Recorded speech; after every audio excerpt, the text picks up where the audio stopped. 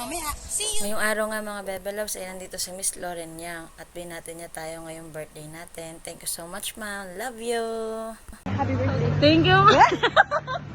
Thank you po. Sana masaya ka sa araw na ito. Hi mga Bebe Loves! Out na namin! Ito na kami sa laro mga bebe ko.